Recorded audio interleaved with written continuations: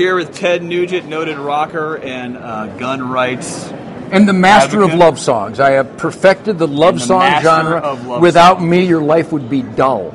A few questions for you about the State of the Union tonight. What was it like being in the chamber next to victims of gun violence?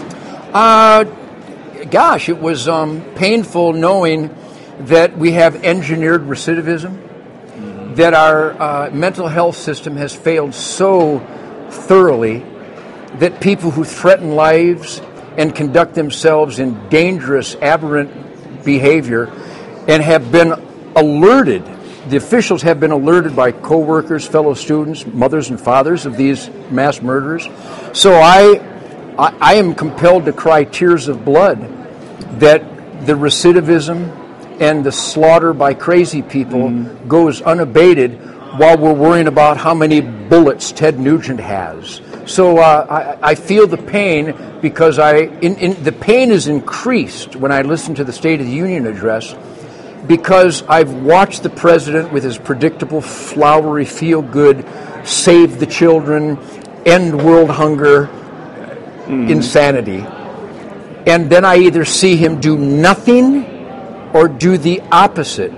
So the real pain witnessing, and I don't have to be in a room next to him, I've been in rooms with them.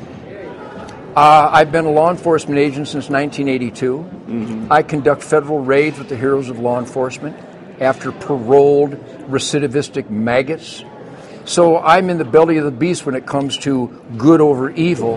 And our court systems and our so-called justice system is not about good over evil. I don't know what it's about, but when you let a man out of his cage who killed his grandmother with a hammer, and then you pretend you're shocked when he shoots a fireman, I think I've landed on the planet of the apes. So I feel horrible that we're going after my guns instead of stopping crime and dangerous behavior. Don't you agree with that? On the issue of mental health, what would you say to folks that said, look, Ted Nugent said that liberals should be shot like coyotes? That's somewhat of a veiled threat. Luke, that's shame on you. Look in the camera, say, I apologize for being a lion bastard. Right over here. Luke, do it for me. Got the dimples. The dimples are good, but we need an admission that you're a lion son of you not I never said that. What did you say? Never said that. I said, if a coyote is coming in your house and threatening your children's life, shoot the coyote. That was and a what comparison would be was it not? Not at all. It was not at all. Who is a comparison to? All right. So who is an analogy So for? Davy Crockett shooting Mexicans at the Alamo, does that mean I'm anti-Hispanic?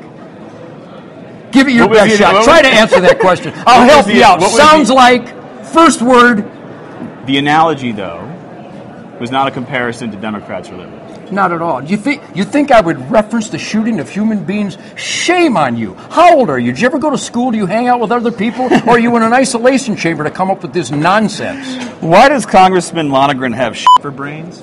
Because he lied, claiming that somehow I didn't feel sorry for the victims of violent crime. Is that an appropriate thing to say about a sitting member of Congress who's in a wheelchair? Genuine fecal material instead of brain matter to actually continue such a vicious, hateful lie. I think he qualifies. That it's an appropriate thing to say in the United States Capitol about a disabled Is it member of Congress? appropriate for him to claim that I care less about crime victims than he does? Are you kidding me? Is this really an interview or is this the punk TV show? Lastly, I'm right, it's the last question. Go for it, Luke.